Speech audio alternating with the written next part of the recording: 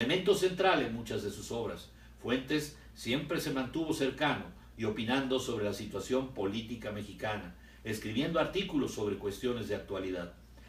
En su papel de intelectual y figura pública tuvo lugar una de sus actuaciones más polémicas cuando defendió al presidente Luis Echeverría de las acusaciones que lo señalaron como responsable de la matanza de Corpus Christi del 10 de junio de 1971, en medio de una polémica que dividió a la intelectualidad mexicana de la época entre quienes criticaban y quienes apoyaban al gobierno bajo la consigna o Echeverría o el fascismo. Entre 1975 y 1977 ocupó el cargo de embajador en Francia como homenaje a su padre. Durante su gestión abrió las puertas de la embajada a los refugiados políticos latinoamericanos y a los de la resistencia española. Asimismo, actuó como delegado en la Conferencia sobre Ciencia y Desarrollo en Dubrovnik, Yugoslavia. Renunció al cargo durante el gobierno de José López Portillo en protesta por el nombramiento del expresidente Díaz Ordaz como primer embajador de México en España después de la muerte de Francisco Franco. También, a la manera de Octavio Paz, era un crítico acérrimo de la matanza del 2 de octubre del 68, que por cierto no olvidamos.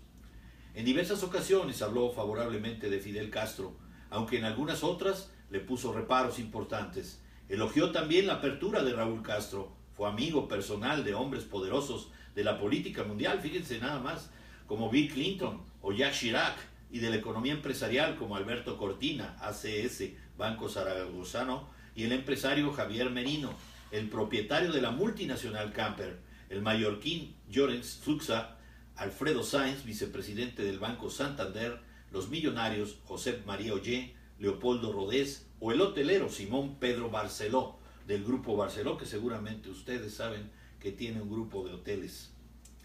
En las elecciones federales en México de 2006, acabó criticando duramente al candidato de izquierda Andrés Manuel López Obrador. Tras el sexenio de Felipe Calderón Hinojosa, al principio se mostró favorable a la candidatura de López Obrador para los comicios de 2012, pero poco antes de su muerte calificó, disculpen ustedes, tanto a este como a los otros candidatos, Enrique Peña Nieto y Josefina Vázquez Mota, de mediocres y poco interesantes. Fíjense ustedes qué valor tenía este hombre y qué alcances tendría y qué niveles y qué miras tendría que le permitían o se le permitió hacer esta crítica acérrima al que hoy es el presidente de la República. Y aseguró que no votaría por ninguno de ellos, al mismo tiempo que lamentó que el jefe de gobierno del DF, en aquel momento Marcelo Ebrard, estuviera ausente de la contienda porque en su opinión era el más inteligente. Fuentes y el cine. Comentamos algo acerca de su pasión por el cine. Gran aficionado al cine. Escribió guiones para numerosas películas como Las dos Helenas, film corto basado en un cuento homónimo y dirigida en 1964 por José Luis Ibáñez, director de otra cinta. Las dos cautivas, también basada en una historia de Fuentes.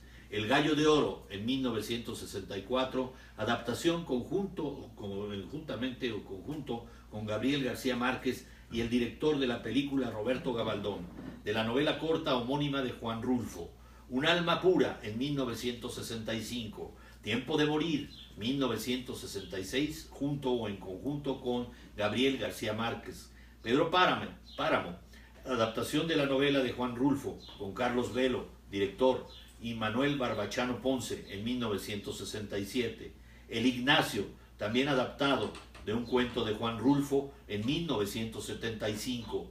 El mexicano Juan Ibáñez rodó en 1965 Un alma pura. Sergio Oljovich filmó Muñeca Reina en 1972 y en 1988. Orlando Merino realizó el mediometraje Vieja Moralidad. Estas tres películas se basan en relatos homónimos del libro de cuentos de Fuentes Cantar de Ciegos. Su novela La cabeza de la hidra fue llevada al cine en 1981 por el director mexicano Paul Leduc, bajo el título de Complot Petrolero y con guión del propio Fuentes. El argentino Luis Puenzo filmó en 1989 Gringo Viejo, produjo la serie televisiva El espejo enterrado, que se comenzó a difundir en 1992 y sobre cuya base se publicó el libro homónimo. El profesor Lanin Quirurco de la Universidad de Arizona ha demostrado en The Shutter Screen, Myth and Demystification in the Art of Carlos Fuentes and Billy Wilder, New Orleans, University Press of the South, in Magic Lens. The transformation of the visual arts in the narrative world of Carlos Fuentes, New Orleans, University Press of the South 2010, la influencia de Carlos Fuentes en el cine norteamericano y la del séptimo arte en la obra literaria del escritor. Carlos Fuentes falleció en la Ciudad de México el 15 de mayo de 2012 a los 83 años debido a una hemorragia masiva originada por una úlcera gástrica.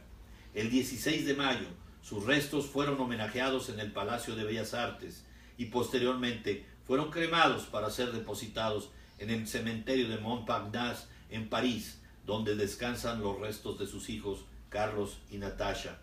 El Consejo Nacional para la Cultura y las Artes de México creó en julio de 2012, en honor al escritor, el Premio Internacional Carlos Fuentes a la creación literaria en el idioma español.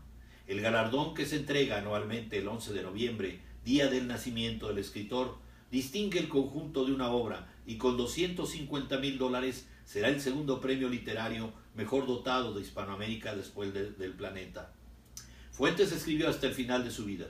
Dejó terminada la novela Federico en su balcón, que salió a la luz en noviembre de 2012, y había empezado otra llamada tentativamente El baile del centenario. A partir de su fallecimiento se le han rendido una serie de homenajes por parte de escritores e instituciones, entre las que destacan el homenaje realizado en Nueva York por los escritores Ángel Palou, Jorge Volpi y Antonio López Ortega. En este, Ángel Palou explicó: lo que siempre fue muy sorprendente es lo que Jorge Volpi y yo dijimos, la generosidad absoluta de Carlos para tratarnos como si fuéramos de su propia generación, de leernos y preguntarnos sobre obras, de conversar con nosotros. 5 homenajes realizados en la Feria Internacional del Libro de Guadalajara, en el que figuras como Ángeles Mastretta, Gonzalo Celorio, Cristina Rivera Garza, Javier Velasco y Rosa Beltrán recordaron no solo algunas de las obras de Carlos Fuentes, sino también anécdotas vividas junto al escritor. François Hollande, presidente francés, también fue una de las figuras importantes que rindió homenaje a Fuentes, quien, según sus palabras, fue gran escritor de la identidad mexicana y un gran amigo de Francia. En el 84 aniversario del nacimiento de Fuentes, amigos y allegados le rindieron un homenaje en el Teatro Juan Ruiz de Alarcón del Centro Cultural de la UNAM.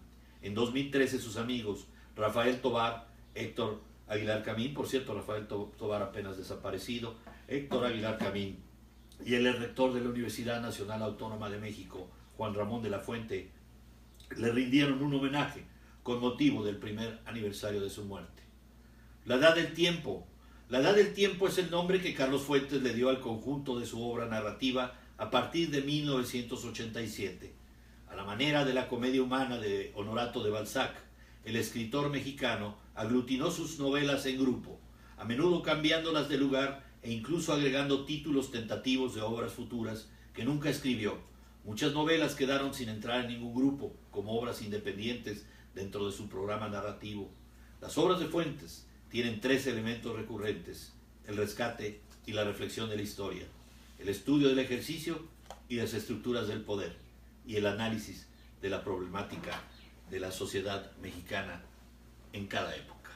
Saludo a Artipes, Criti, Pedro Huerta, mi querido Pedrito, Armando, ¿cómo estás? Mi querido Tocayo, Laura de Alba, Toñito Gutiérrez, hasta Monterrey, Pedro Lanzagorta, y a todos los que me han hecho favor de ver el día de hoy en Cápsulas en Gotas, los que no pudieron.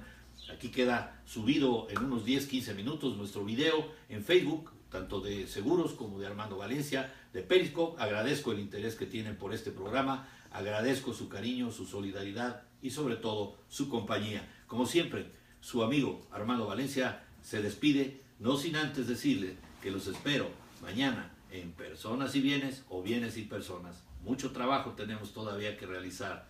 Vamos a cumplir ya 2 años en Personas y Bienes en el mes de abril. Estén pendientes porque vamos a hacer un resumen, una síntesis interesante para todos ustedes.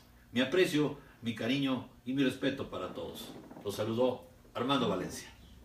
¡Chao! Hasta mañana. Gracias.